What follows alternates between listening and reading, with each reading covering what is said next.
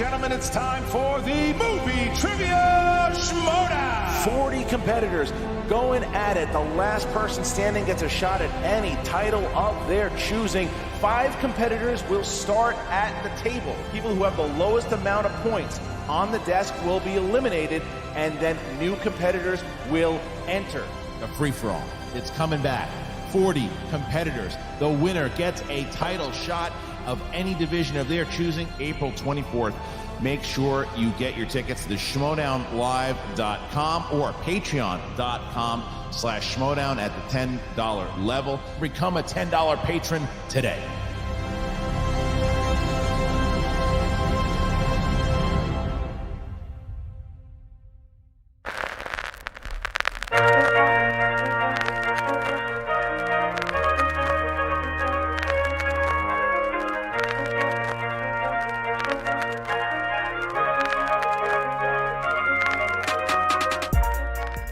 Going on, all you blurs, nerds, and everything in between. I am Winston A, Marshall, aka the Swaggy Blurred, and welcome to another episode of the INNERGEEKDOM Show.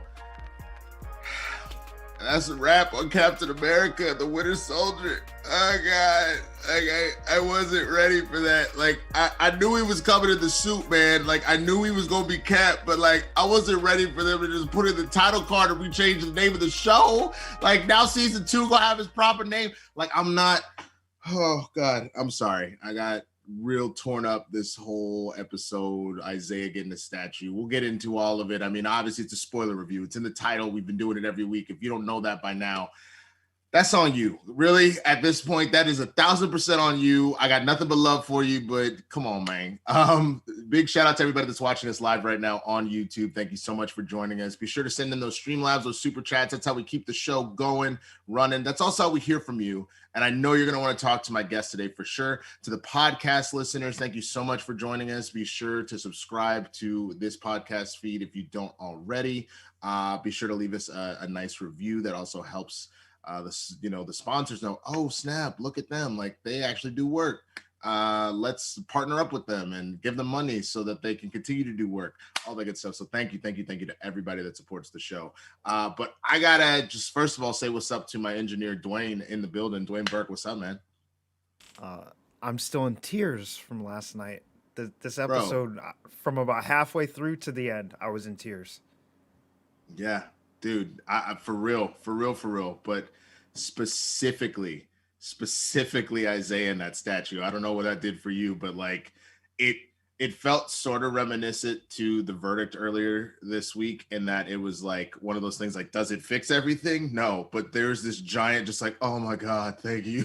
Just, you know what I'm saying? Like that's kind of what that did for me, seeing Isaiah in that statue. But I can't get into the season finale of probably one of the most successful shows of 2021 without bringing in somebody that knows TV and film inside and out, backwards and forwards. You know him, you love him from Screen Junkies, from his own channel here on YouTube, and as the reigning 5-time movie trivia Schmoedown champion of the world.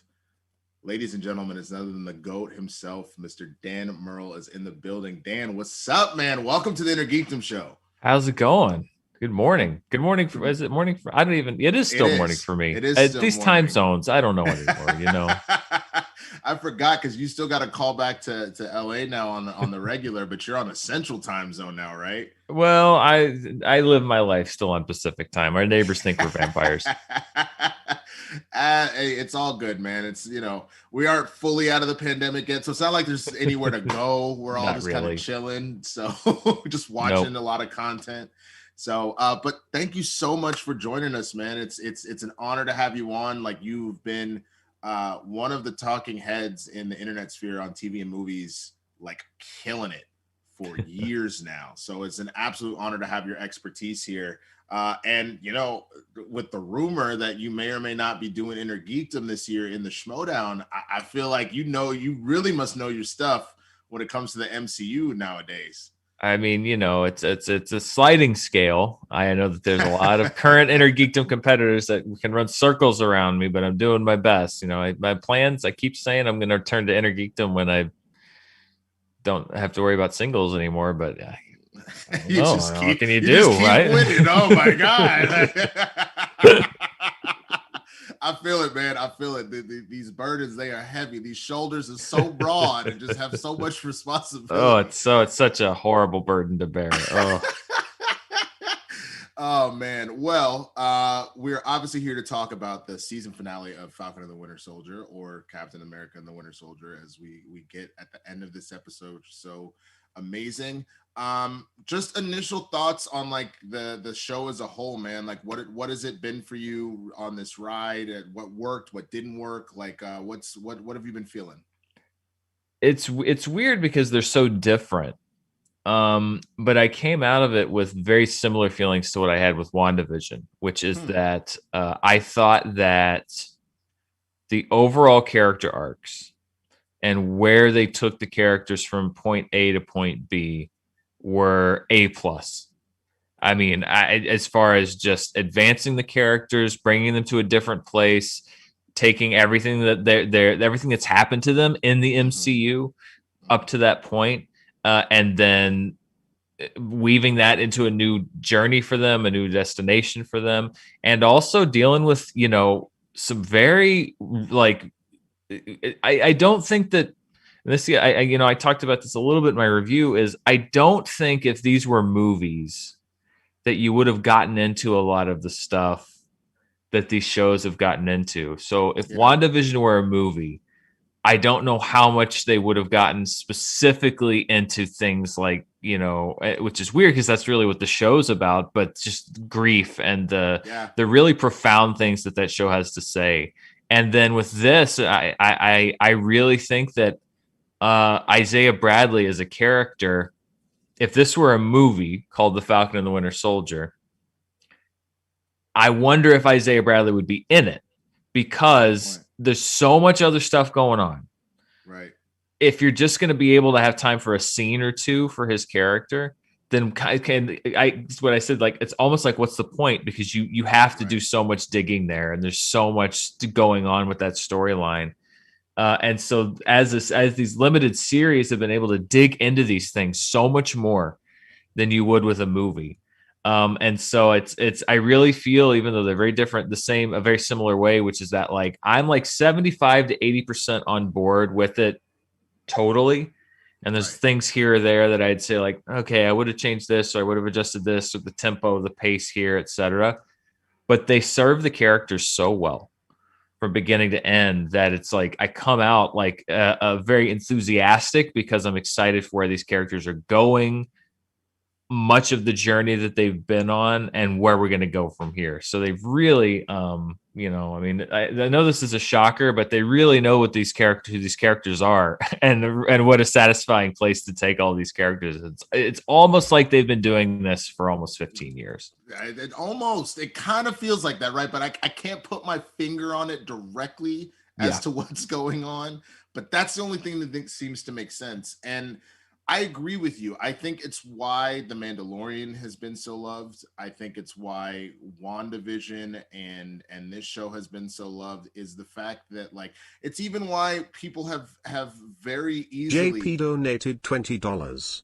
Hey, Winston and Champ. Absolutely loved this finale. Kinda have wanted the new title card to be Captain America and White Wolf, but oh well. Do you think season 2 will focus on Bucky becoming the White Wolf? Love what you guys do and have a nice day.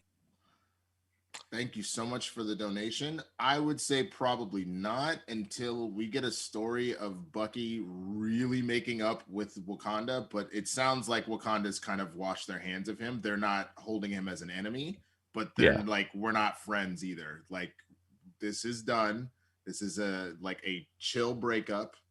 Be easy, and we can still be like kind of friends that see each other at random parties that we all have to show up to because the world's ending. But otherwise, we're done. That's not that's not a thing anymore. One of the things that I thought was that I liked with Bucky, and I'm sure we'll get into obviously, I mean, everything going on with Sam, which was so much great stuff in this episode, but. The line that was in this episode where he's talking to Carly, and she says, haven't you ever wanted to fight for something that was bigger than you? And he said, I've spent my entire life fighting for something bigger than me twice, and I failed both times. I think that was such a great line, and I hadn't really thought about the fact that he sort of defined himself first as, you know, Sergeant Barnes, right, and then as the Winter Soldier. Yeah. But this show is so much about him reckoning with himself for the first time. And so, if anything, I would have thought that if they were going to change the end card, that it would have said Captain America and Bucky instead of Winter Soldier, because it feels like both White Wolf and Winter Soldier are both these things that he's kind of leaving behind, and he's sort of becoming self-actualized in a really interesting way. No, that's a very, very solid point. I think the only thing in my mind that I can see it is, I know that like in the books and all that, even though he's pardoned, his code name is still Winter Soldier. So maybe that's kind of where they were leaning into that. Yeah. But that was always kind of weird to me too, that they never really came up with an alternative name for the world's essentially greatest assassin. Like they were like, exactly. You can just go by that name. It's fine. Like no one's gonna hold it against you. It'd be like if Luke Skywalker had like actually turned Darth Vader and he'd survived, but then for the rest of his life they just always called him Darth Vader. It's like, come on, guys, can't you come up with something else? Call me Anakin or something, you know, something. Like anything. I'm literally imagining now that like his Force Ghost is him as Vader, and he's just like, good job, son. Just like, there's more to me than just okay, all right. Oh man. But yeah, let's dive into it. This last episode, excuse me, is called One World, One People, obviously playing off of the phrase that has been the slogan of the Flag Smashers. And we open up on Carly saying it's time. They're locking down the GRC. Bucky's on the ground trying to get in. So is Sharon. She's got her Black Widow Mission Impossible face disguise. Yeah. Just the doing her Thiz face, like, it's me, Sharon. And then Carly sees Sam in the air and tells them it's time to start. And they throw a gas bomb in. Folks are running. They run into a Flag Smasher, and then we get it. Sam throws the shield through the window, comes flying in that Captain America suit. Boom! He is officially here in the red, white, and blue. Someone asks who he is, and he says, "I'm Captain America." And the guy goes, "I thought Captain America was on the moon." And we just get more of our MCU callback humor, which is something I love about this entirety of a universe, is that when the ish is about to hit the fan, somebody comes in with some sort of joke. Like I remember in Avengers, probably my favorite moment is where Captain America comes in. He's like, "There's people in that building. I'm gonna need you to go over here. I'm gonna need you to set off a perimeter off this block and do that." And he goes, "Hey, who the hell are you to tell me what to do?" And then all of a sudden, here comes some T'Chari. Is that right? Why all of a sudden? Clearly, I'm a little tired myself, Dan. I said the right name and was like, this is why I'm not the champion. So, he knocks them all out, and then the cop goes, "All right, I'm gonna need people in that building. I'm gonna need you to set up this block." Like it's kind of that same, like, why am I here? Like whatever. People kind of throwing it back at you. So, what did you think when you first saw Sam in this suit, man? Oh man, I mean, you knew that was probably what was in that box.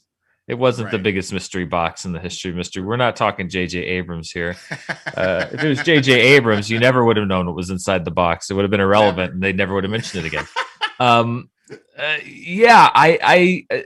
was very curious because I guess in one of the previews they showed it or something. I don't watch the previews or the trailers just because I want to watch it in context of the show, and if I don't have to watch that stuff, I don't.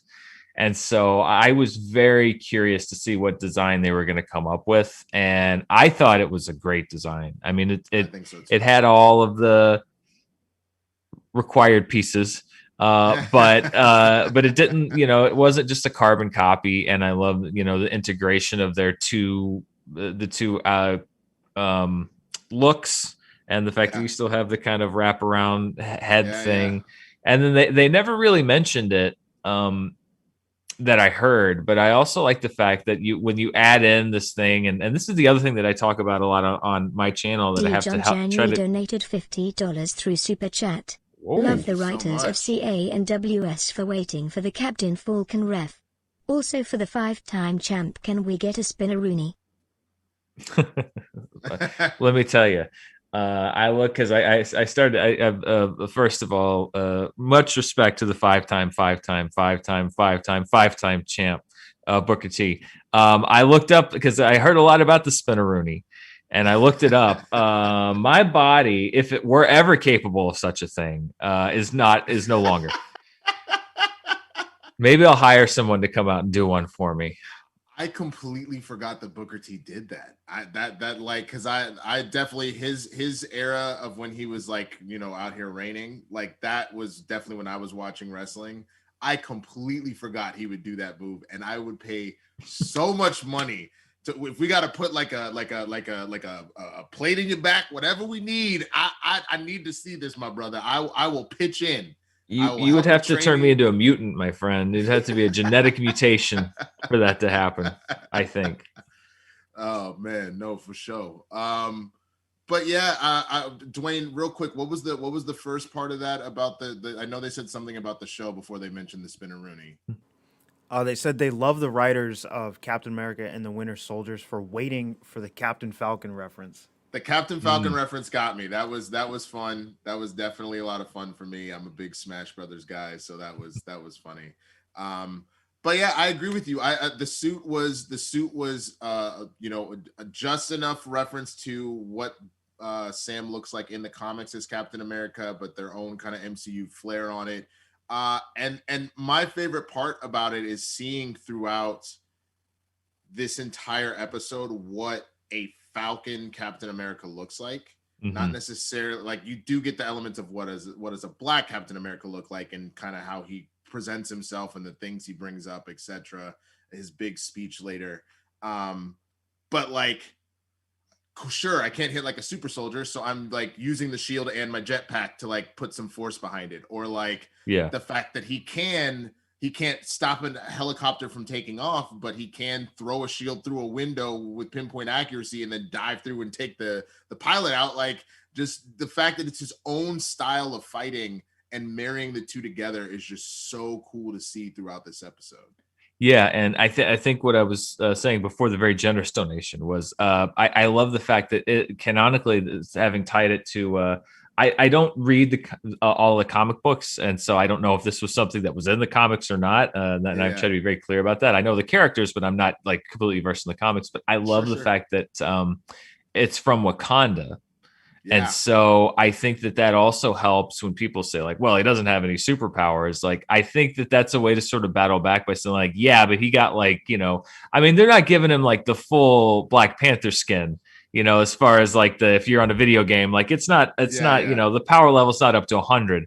Right. I'm sure they're saving that, but that suit is going to be an equalizer as far as helping, like, even the fight a little bit to make up for the no serum, which I also like that they didn't have him take the super soldier serum.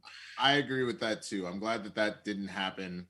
Cause again, it's helping just signify the fact that he does his own thing. Like, he's still Captain America and what those ideals stand for, and like that he's ready for the fight, but he doesn't need it. The fact that he's got 2 Red Wings now, we get to see that when he saves the police van, which is crazy. Yeah, like that suit is made of vibranium weave, so like he's probably pretty bulletproof. Like, again, you're right, he's not going to get the kinetic energy blowback from Black Panther. Like, they're not going to let them be on par with their Monarch, but like they're going to make it so that he's looking pretty fly and able to handle it. So he's ambushed by Batroc, and they have to have a fight. Batroc, my bad. And Bucky sees a big guy, Lennox, dressed as a police officer. So he goes to stop him, but he gets a phone call from Carly, and they kind of talk it out. And you mentioned some of his words about like, I fought for this, I fought for 2 causes that I believed in before and failed. And I think that was a really poignant point on, again, his journey, as you mentioned before. And now we're looking at Carly's. And the funny thing is, I don't know about you, but I read on Carly's face that he was sort of getting to her because she was getting a little frustrated and was like thinking about it for a minute. But her main goal was to distract him. I mean, did you read the same thing out of that, or am I making that up? No, it's I was kind of wondering that too, like what the main, I guess I kind of read it as like one last effort on her part to sort of bring him over to her side, and just be like, hey, listen, I'm going to appeal to this guy's sense of patriotism or duty or whatever it is, because it was an interesting, I don't think the Flag Smashers as a whole for me were the best villains necessarily for whatever reason. But I liked that their ideology was very complicated, and I liked the fact that like a lot of great villains, they were doing the bad thing for what they thought was the right reason. Right. And so I don't think that it was unheard of that she might take one last run at him to try to recruit a very key ally at a very crucial moment. But I just love that she tried it. She's like, all right, bye. Yeah. Just hung up. Thanks for taking my call. Click. Yeah. Click. Because when he got handed the phone, I thought it was going to be like something that was going to short his arm out, or I was like, oh, Bucky, don't take a phone from a strange person. Like, you're far too trusting. It's that 1940s showing through again. 1,000%, man. Like, I was like, you were the world's greatest assassin, and you just take phones from strangers. Like, this is what we're doing now. Yeah. So, but the fact that that's all it took to stop, like, it wasn't let's try and fight Bucky, which will lose that fight. Let's distract him with the phone call so that we can kidnap the hostages. And the fact that he had this moment of like, oh, son of a, was like just chef's kiss. But we get to see how ruthless Sharon has become. Ooh, holy crap! Because she runs into the big guy and plants a device on him, pretends to accidentally run into him. It brutally murders. It dissolves him. It was The Rock, man. I was thinking of like stab yourself in the heart. Like, that was just like, he just dissolved. Like, oh my God. I guess we should have known something was up with her, because I was watching, I was like, you could have knocked him out or something, or, knockout gas. You could put knockout gas in there. She's like, nah, it's mercury gas. It killed him. It's like, oh my God, you are brutal. Bro, she has completely, and we get to see that. I mean, I'll jump ahead a little bit with her moments. There was that. There was the point where she runs in to Carly and Batrak, and first she's like, just come work for me again. Like, girl, we were running it. And Carly's like, you just want me because I was the muscle? Nah, like, I'm on to something bigger now than just being rich and powerful. Like, absolutely not. B comes in and he's like, oh, you're the power broker? I want 4 times, or I'm telling the world who you are. And she just goes, yeah, I don't deal with blackmail. And just puts him down. And ultimately is the one that puts down Carly too. Like, she's cutting all loose ends, dealing with them. Ultimately gets her part in the post-credit scene, which we see. And she now, essentially, without being a Hydra, has started kind of her own little Hydra thing within the U.S. government, where she gets to remain the power broker, but now she can come and go as she pleases as Agent 13 again. It's, some people are like, I hate Sharon being the power broker. I don't think it works, but I think it does. When you look at that, this show was supposed to be about how the government and the country will take someone that's fighting for it and use and abuse them and then toss them to the side. To think about how she's been on the run like this for all these years, can't go back to her life, how this is completely just twisted her worldview, and she's come up with her own worldview now. And so for me, I can kind of see where it's like, no, I'm not just going to go happy-go-lucky back to the government.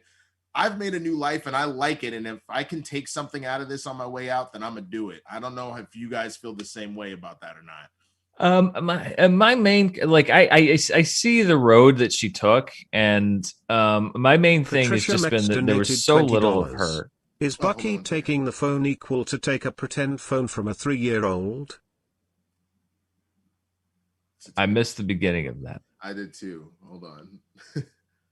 Oh, Dwayne, you're muted. From Patricia Metz, is Bucky taking the phone call equal to taking a pretend phone call from a 3-year-old? Oh, it's like, somebody calling for you. That's pretty good. I like that. But what your thought you were saying about Sharon?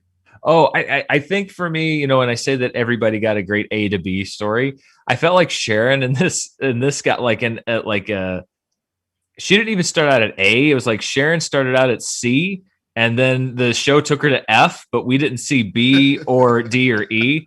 And that was my major thing, is like we saw so little of her in the MCU, and you know, she was always very much on the straight and narrow side, and the worst thing she did was to steal the shield, you know, but that was to help out the good guys. And so it was already a bit of it already kind of caught me by surprise that she was living this like crazy like outlaw Tortuga life already, like in Madripoor. And so I'm like, okay, well, we obviously missed some stuff that happened in the middle here, but hey, listen, there's been a blip. She's been on the run. It's been things have been crazy. I get it.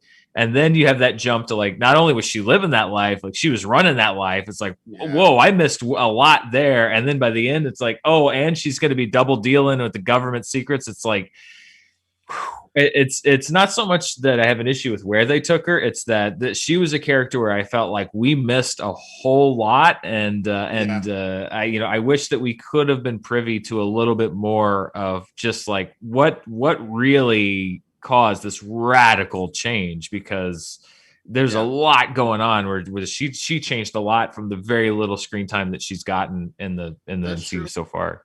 That's true. There needs to be more show than tell, for sure. I mean, she's been on the run for 7 years, because it was between Civil War and Infinity War was 2 years. Mm-hmm. So she's been on the run for 7 years, including the blip time.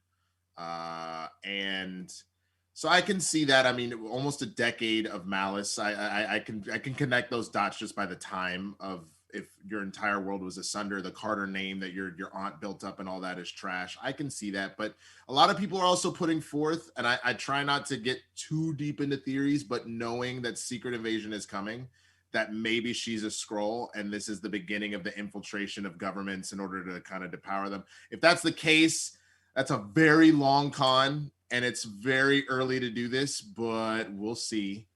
We're entering very dicey territory for me, because I narratively, I am not a fan of shapeshifters, because I think it could be used to undo any number of things, and they've already been the magician and pulled the scroll out of their hat at the end of Far From Home. I know that Secret Invasion is a storyline that a lot of folks are a fan of. I'm keeping an open mind, but shapeshifters are one of my least favorite things, because then it's just like, well, then nothing counts. then nothing. You can't believe anything that you see, because they could just undo it. So I don't know. I'm very trepidatious about entering the Skrull era.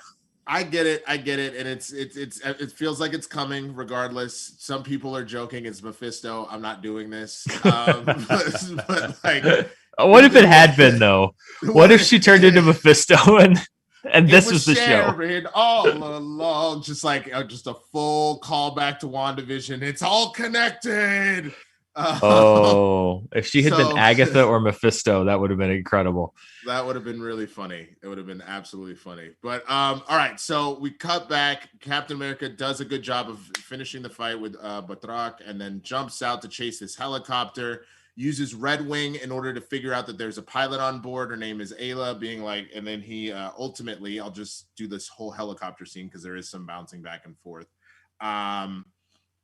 Contacts her like on her phone and is like, put your headbuds in. He's like, look, I heard you're a pilot. We're going to coordinate this.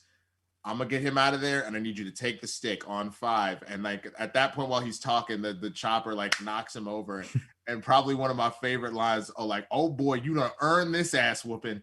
And they time it up. He throws the shield to open the door, catches the shield midair, flies through with old dude and knocks him into the Hudson River. And Ayla gets control of the stick and is able to save the people on the helicopter. Amazing moment.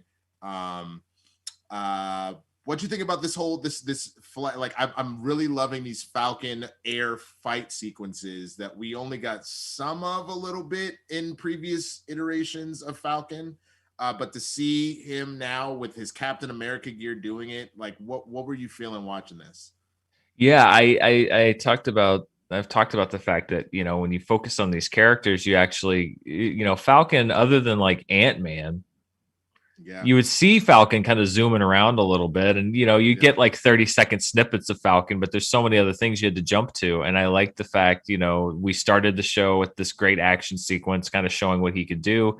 And then what I like now is that it gives Cap a whole new dimension, and whenever he is avenging, and whatever form of the Avengers he joins up with, I love the fact that Captain America now is capable of a completely different skill set than the old Captain America.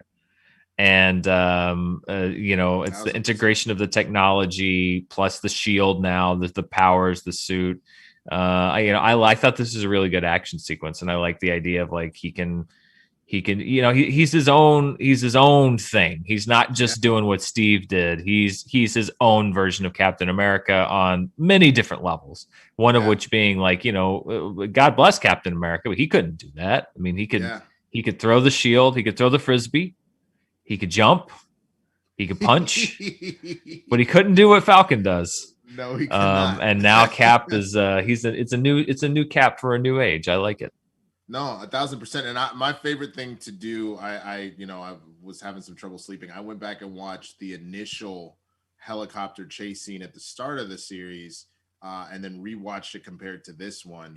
And it's amazing to see even his fighting growth because of how much he was like he did a good job in that first sequence, but like they kept getting to another helicopter, or like somebody gets shot on something. It's like, damn. And so like he keeps trying to catch the military officer, but they keep just getting out of his grasp before he ultimately gets it. Now, mind you, obviously a fight's not interesting if there's not struggle. He still has struggle here, but he seems way more in command of what he's doing in this sequence than he did in that initial one. And so it's also just interesting to see that growth as a fighter over the course of, I guess this would have been a few months now. But yeah. So there's that. Now Bucky is on a bike and he's chasing after two police vans that were locked that have the hostages of the GRC in there. The Flag Smashers get to them. They're just about to take off when Bucky does this awesome stunt. There's almost a Tom Cruise-esque stunt where he wheelies up and tackles a dude off the motorcycle, and he's kicking butt. And then it's Carly's like, he needs a distraction, like light him up. And just light the van on fire. Sets a van on fire. So now Bucky's got to be like, damn. And so he has to throw them off him and go try and open the door, and enter John Walker. And we're like, oh God, here we go.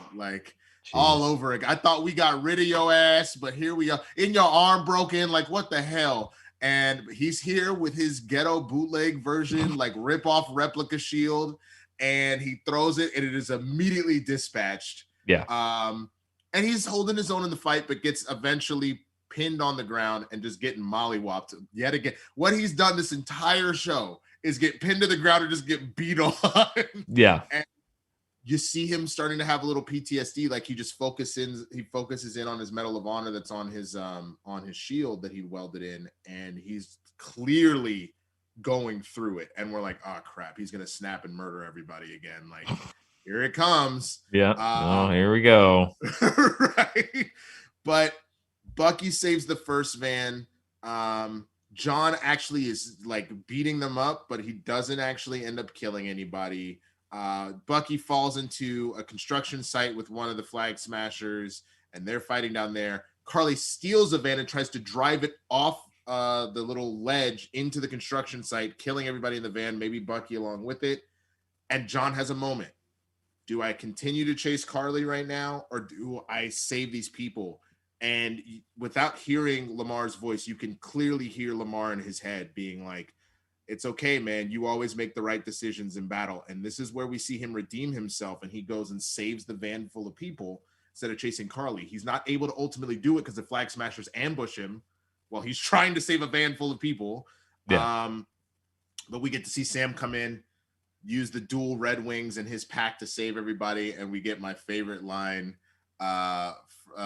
It's pretty much all my lines, all the lines from all the black folk in this episode were my favorite line. So black dude goes, hell yeah, that's Black Falcon. I tell you, yeah, boy, that's the Black Falcon. And then the other dude goes, nah, that's Captain America. And I was like, all right, a little cheesy, but just chef's kiss. So what do you think of this whole action sequence? The police vans, John's redemption, Black Falcon. Like, what were you thinking? I love that line, and I pointed it out in my review too. I love that line where I just think that just shows, it shows that Sam can call himself Captain America, but it shows the fact that there's people that are ready to call him Captain America as well. And I think when you bring in the fact that Isaiah brings in this element of just like, not only are there a lot of white folks out there that aren't ready to call Sam Captain America, there may be a lot of black folks out there too that aren't ready to call him Captain America.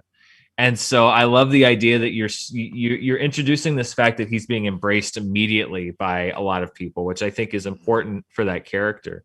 And then listen, John, I was actually a little like, when after this whole sequence and they go running off, the three of them to work, I'm like, wait, you're not working. Like, what are you doing? Don't work with this guy. Like, he held onto a van. Like, did you forget the part where he like snapped and murdered somebody 2 days ago? I thought that the redemption of John Walker was a little too quick for me. I'm like, whoa, wait a minute. I felt like the Annie or Kathy Bates and Misery, just like, wait a minute, did you not see what happened? He just killed somebody. Does nobody else remember this? Like, I thought, like, how can nobody forget this? I'm not ready to trust this guy. I agree. Yeah. Yeah. Which is why I think we got that moment later where they split up and you see Walker immediately go off one of the paths, and then Bucky's like, I got it. Like, yeah. Like, I think that was the little nod of like, look, we need him, but we ain't trust him at this point. Like, he is not off the hook at all. But I had the same thought. I was like, oh, so we just forgiven just like literally this cop just murdered somebody on national television like 2 days ago. He just got fired. You just go, okay, whatever, sure. But yes, I agree with you on that point about a lot of even black people having to not necessarily be there yet. And I think that we get a number of moments of Sam saving the day in public. Like, at one point, there's an NYPD helicopter going down, and he saves the two of them and lands on the bridge. And the wings clearly are made of vibranium because he puts the shield and the wings up to fully cover himself, and it just bounces right off. And then he gets an applause from people as he takes off to keep doing the job. So he's earning the clout from people. He's not just seen as like a random Avenger or the guy that's helping out Captain America. They're literally like, oh no, he saved the day by himself, and kind of building that up. And it's a great counterpoint, I think, to John Walker, who, was given the title of Captain America. And he certainly had his own heroics, but essentially expected to be like, immediately started putting the Karen wig on and throwing around the "don't you know who I am" before he'd done a thing. And it just goes to show you how differently the two of them think of the title. I mean, obviously Sam comes from it from such a place, both through Steve Rogers' experience and his own experience, knowing that he's going to have to earn every shred of respect and credibility for this title. Whereas John Walker just expected everybody to immediately love him and not question him and bow to his authority. And it's a great counterpoint between how the two of them, had different thoughts on the mantle. And even if, John Walker says he respected it, but he didn't really understand what it meant. He thought he did, but he didn't. Not at all. And I think that's the big thing is, again, unless you're like, I guess, obviously he had his military background, but like the type, what it means to be a superhero and a symbol, that's something that they all have had to figure out, have had to deal with the Sokovia Accords, the implications of what they're dealing with, have actually dealt with Mad Titans and aliens and all sorts of stuff where he has no idea about all of that. No, the big three. Yeah, man, the androids, aliens, and wizards. Yeah. But anyways, we get to let's see that, and then so Sharon catches Carly. We talked about this. She don't play, she don't deal with blackmail, shoots Bartrak, and then like Carly is there having shot Sharon, and then Sam comes in like, don't do this, like, be easy, we don't have to. And she's like, absolutely not. And she starts going in on him, and he's not fighting her. He's just using the shield to defend himself, and even the wings to further brace himself, but he's not fighting. And she keeps being like, fight me, fight me, fight me. He's like, I won't, like, I'm not going to do it. and she actually gets the better of him and is about to kill him when Sharon pulls the trigger. And again, that's her, in my opinion, that's less about saving Sam, though obviously she did. That's more about covering loose ends. She was going to kill Carly anyway, in my opinion, if she couldn't convince her to come and work for her. And I think this helps me in both ways. I get my pardon because Sam's still alive. I've also killed Carly, so she can't ever finger me as the power broker. Same page here, or? Yeah, no, I think that I wish we could have devoted a little more time to this relationship between Carly and Sam, because it wasn't necessarily an antagonistic one. And I like the idea of Sam, kind of pulling the "I'm not going to fight you" routine, and not engaging with her, because something that Mara actually brought up when we were watching, because we sat and watched the whole thing yesterday. I'd already seen it, but she hadn't, and I also wanted to kind of watch it all as one continuous block just to see how it felt before I did my review. And something that she brought up that I hadn't even realized is how much Sam uses his experience as a counselor to veterans, which is exactly how we met him, to deal with not only Bucky, but with people that have had trauma occur in their lives. And you can tell that a lot of that experience has come to bear with how he deals with Carly, which is very compassionately, very straightforwardly, in the sense of saying what are you doing? You can't do this stuff.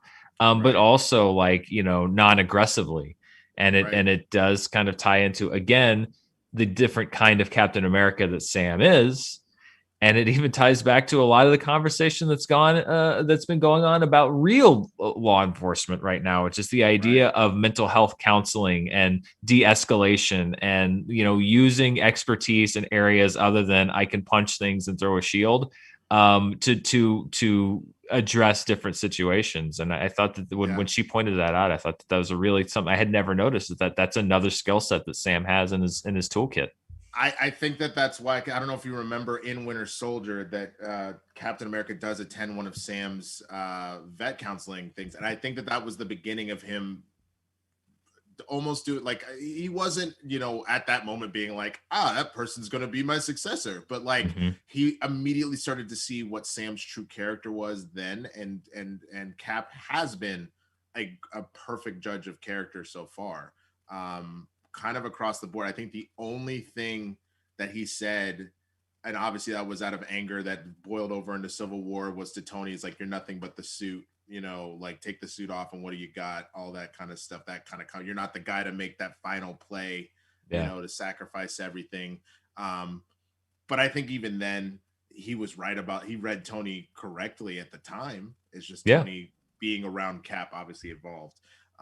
Okay, so I want to cover a few other things before we get out of here. Obviously, Carly's dead. Cap brings, I'm calling him Cap, brings the body of Carly to, what happened here? I don't know why my focus fucked up. Excuse my language. All right, there we go. So brings the body up, talking to the people in charge of the GRC, and they're essentially like, we're just going to go through with everything, and Cap goes, "You got to stop calling them terrorists. I mean, your peacekeeping troops are relocating people around the world with weapons. What do you think these people are going to call you? These labels of terrorist, refugee, thug are often used to get around the real question of why." And then we get a full monologue, and I'm not going to do the whole thing, but I do want to pull out some kind of key points that he brings up, and then we can kind of dissect a little bit. He points out that there's a common struggle from the blip, that people have literally been begging you to feel how hard their struggle is, and now how it feels to be helpless. If you can remember what that feels like. And the senator tries to cut him off and be like, "You don't understand." He goes, "I'm a black man carrying the stars and stripes. What don't I understand?" Every time I pick this thing up, I know there are millions of people who will hate me for it. Even here now, I can feel it, the stares, the judgment, and there's nothing I can do to change it, and yet I'm still here. No super serum, no blonde hair, no blue eyes. The only power I have is I believe we can be better. We can't demand people step up if we don't meet them halfway. Look, you control the banks, you control and move borders. You can knock down force with an email. You can feed millions with a phone call. But the question is, who's in the room with you when you make these decisions? Is it the people you're going to impact, or is it more people like you?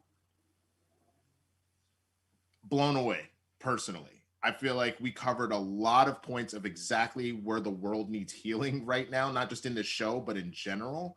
And things that, if there were a way to kind of explain it, like if you were going to use media in order to get an idea across, which is what we try and do, I feel like this speech gets at a lot of points. We use terms like illegal or terrorist or refugee or thug to just wipe away the situation and put a blanket statement on it, that we have people in these power positions that are disconnected from the people that they're serving. This idea that for us to come together, for us to rise above, you not only need to understand somebody else's position, you need to be willing to meet them halfway. There has to be a level of they do give something and you give something to kind of meet this middle ground. I thought that this speech was phenomenal. And I don't think that there's a character, not even regular Cap. I don't think that or Steve Cap. I don't think there's a character that can deliver this like Sam can, as this now black man taking on this obviously originally white mantle and what it means and everything like that. What was this whole moment for you like, Dan? I think that you pointed out one of the lines that really hit with me. The only power I have is that I believe we can do better. And it's almost like that to me is the culmination of the journey that Sam has been taking this entire time to becoming Captain America. And to me, that's also his thesis statement. Like, that's like, if he was giving a TED talk on like me as Captain America, the thesis statement is my power is that I believe that we can do better. Because I think that is that you see the steps that he takes. That is the culmination of the debate that he's been having since that very first time that Bucky took him to go see Isaiah, of how can I take on the shield? How can I take on the symbol? How can I represent, the stars and stripes that did this to this guy and has done this to so many other people. And I think that it all is boiled down into that fact, that one sentence, which is that he is not a symbol for what America was. He's not even really a symbol for what America is. He is going to be Captain America to be a symbol for what America can be, or what America should be. And I think that that's such a great way to drive that character and to really give him a motivation for what he's going to do. And in a way that is kind of a commonality with Steve, because I mean, Steve was a lot more of the, apple pie, I'm going to punch Hitler. But when you get into like Civil War era Captain America, he very much also became like, I'm going to stand up for what we can be, not what we are or what we were, the ideals, the high ideals of and that's basically what Civil War was all about, was him saying, no, this isn't us. And, like, you say I'm Captain America, but I'm not going to stand for what America says I should do. I'm going to stand for what's right. And so I loved that line. I mean, that whole sequence was great, but that one line really struck me, because that's just such the writers on these shows. I mean, they've been able to just score these great lines. The line from one that just distills the show into like, that's the line. Like, that's the line from Falcon and the Winter Soldier. WandaVision, it was what is grief but love persevering. It's like, that's the line for the show. It's like they're able to just get the thesis statements of these shows into these perfectly written lines, and that one really stood out to me. No, 1,000%. So then we get, obviously, Sharon and Bucky run off. Cap goes to help capture the last Flag Smasher that fell into the Hudson. The three that are captured think they're getting let go because one of the cops tells them one world with one people. Actually, Zemo's butler bombed them, and Zemo looked happy to hear about it on the radio back at the raft. Val gives John Walker his U.S. agent both suit in black instead of blue and his title. John's happy to be back. Bucky returns to Yori and finally tells him the truth about how he murdered his son when he was mind controlled as the Winter Soldier. And he leaves, and it's pretty clear that relationship is over, that Yuri is not okay with it, because Bucky checks in on him by walking by the restaurant on Wednesday, but he doesn't go in. He just sees that Yuri seems to be doing okay. And he leaves. He returns the notebook from Cap to his therapist and says, I finished the book. Thank you for the help. We see Sam go to Isaiah. They have a really nice moment. Isaiah still being the hard ass, like old black man, which is very apropos, but he says it. He's like, I might fail, I might die, but we built this country. We bled for it. I'm not going to let anyone tell me I can't fight for it. Not after what everyone before me went through, including you. And that was another moment that kind of took me out. And Isaiah takes back for a moment. He goes, "Oh, you almost got me with that one." And he's like, "Do you ever lighten up?" And he's like, "Nah, man, it's just what it is. But he takes Isaiah to the Captain America Museum, where Sam has had a statue of Isaiah erected, as well as his story told on a plaque in the Captain America Museum. And whoa, I've got to move sooner than later. Uh-oh. Big ass roach. I apologize. Woo. Scared the shit out of me. That's embarrassing. So glad I'm moving in 3 weeks. So anyway, the Isaiah is in the museum, and we end the show on a cookout, which I couldn't have thought is like a better like kind of way to go out. Uncle Buck is allowed at the cookout. He brought, he didn't bring like some nasty potato salad. He's just showing up. The kids are using him like a jungle gym trying to climb his metal arm. Like, it's just a good time overall. And then you see the final title card of Captain America and the Winter Soldier instead of Falcon and the Winter Soldier. And it's just a chef's kiss to the passing of the mantle. Any kind of last thoughts on these scenes, on this episode, on the season as a whole, Dan? A couple things. I'm a sucker for a good, superhero moment. I love the end of Batman Begins where Commissioner Gordon says, I never thanked you. And he says, you'll never have to. Cap, I'm going to call him Cap because he is. Cap has a great line there as I think it's the last line he speaks as Cap. The guy comes up to him and says like, hey, they found the last flag smasher on the Hudson. You think he could help us out? And he says, always. And I love that. It says, can you, because that's such a superhero thing. It's like, can you help us? And the answer is always. Like, love it. That's great. And then I thought the tone is a little too heavy for them to do this, but I always thought a funny thing would be like, Bucky sends the therapist like the notebook, but that's Cap's notebook. I always thought a great post-credit sequence would be the therapist sitting in her office listening to Trouble Man. That would have been pretty funny. That would have been great. I would have liked that a lot. Yeah. This does tell the African American This is good. experience. Yeah. Just like going through all the stuff that Captain America had been recommended throughout the years. Oh man, no, that would be absolutely. I'll wait for it. I expect that to be the opening sequence of season 2, provided we get one. Because I feel like this. I don't know if you agree with me on this, but I feel like WandaVision, it really was set up to be a limited series. I don't see how you do a second season of that. I think it would kill the message. I think this, though, based off of what this is, I think you can go into a second season of it and kind of like evolve into a new adventure, a new villain plot that the two of them have to team up and deal with. I think you can do it. And I even mentioned it in my review. With the Emmy season that we're already, because we're just out of Oscar season, which means it's time for Emmy season. Kyle Van Ardore donated $20. Zemo said, I am not sharing my cell with super soldiers. He did. He said, we're going to finish the mission. Like, I love that he's evil Batman and evil Alfred out here bombing people. Like, it's just so ridiculous. It is. I when the thing blew up, I was like, oh, what happened? And then I saw evil Alfred. I'm like, oh man. Dwayne, real quick, what do we have any super chats or Streamlabs that did not get read out loud? Because I know we only got a couple minutes. Yeah, we got a few. I'll try to get to as many as I can. Okay. All right. Noah C.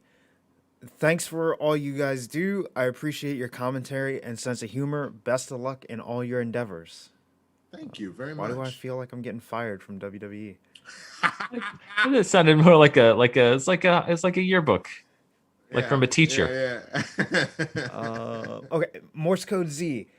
I thought the series was fantastic. Still having heard they planned a 10-episode arc, it does feel a bit rushed, but I don't know if I'd feel that without the rumor.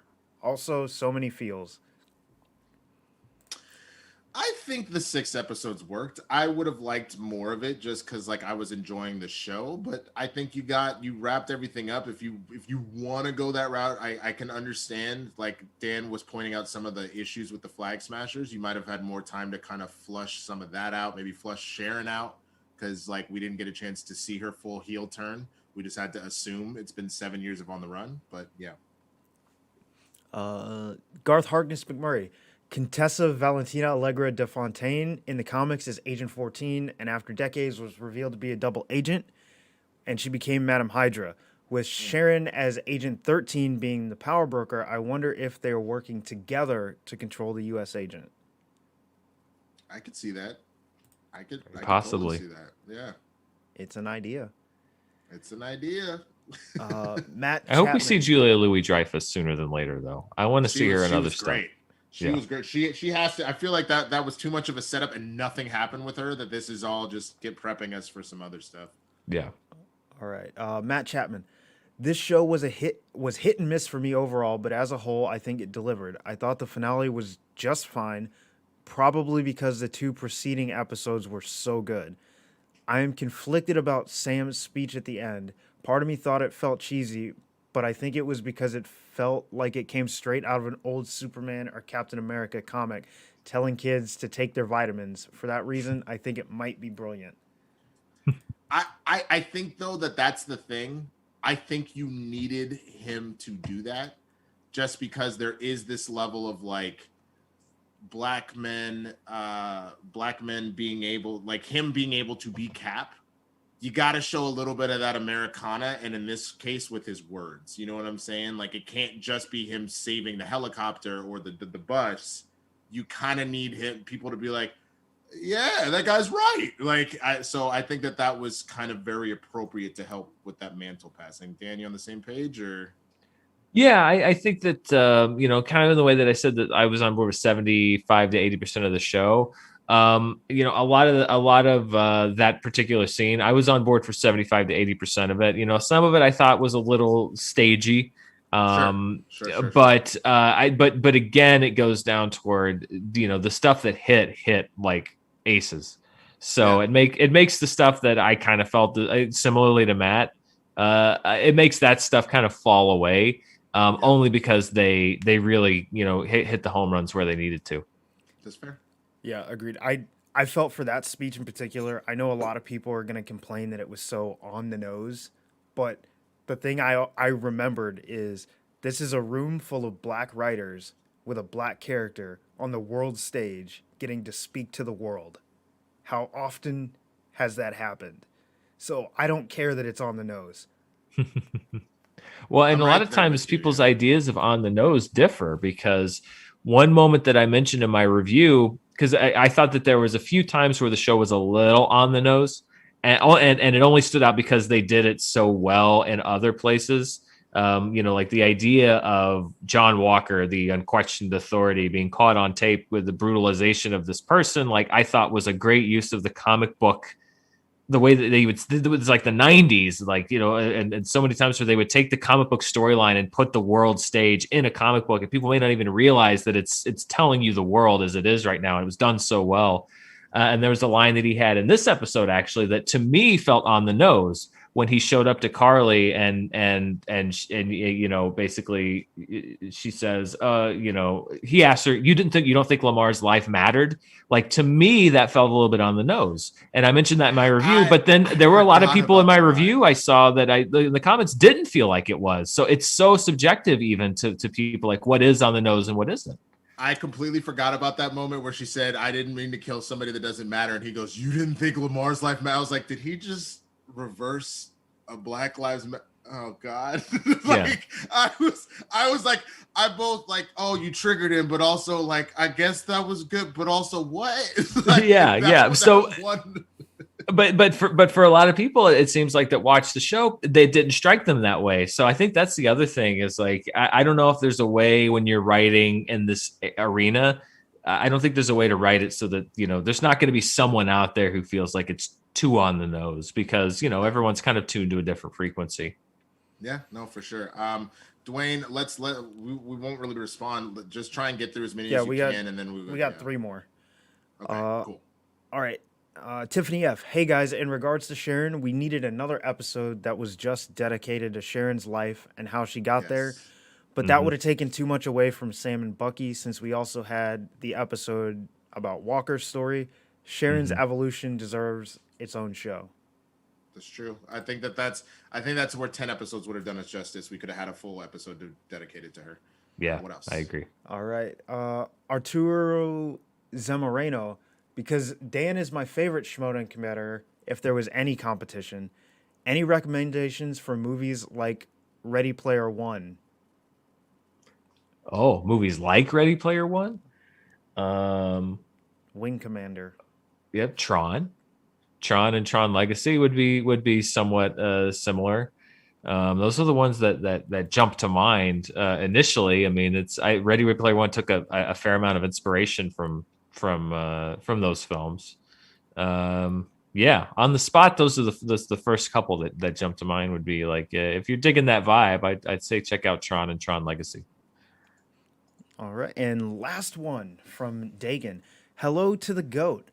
Thanks to Winston and Dwain for putting on these IG shows. They are perfect companion pieces.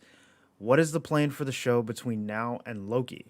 Will you go back to MCU deep dives for a few weeks?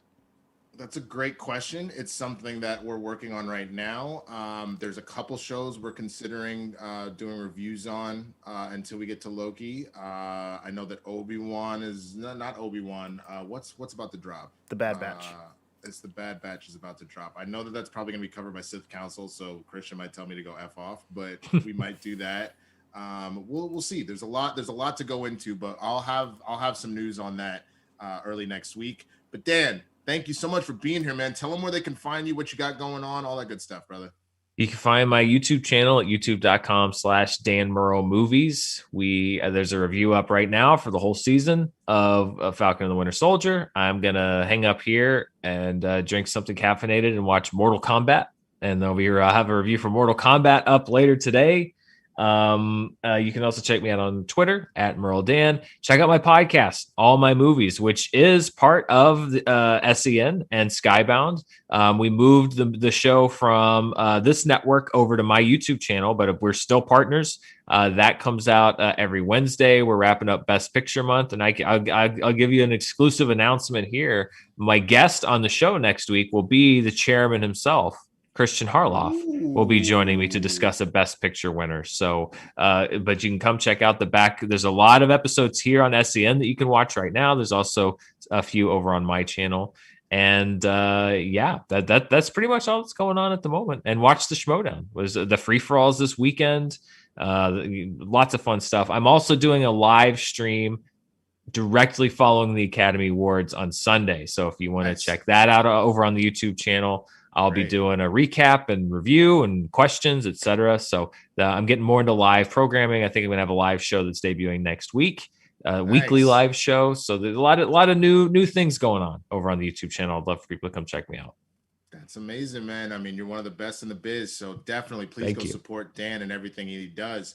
Mr. Burke, tell him what's good, man. You can find me anywhere and everywhere on the internet at Burke Made. If there's a platform and I'm on it, that's where you'll find me.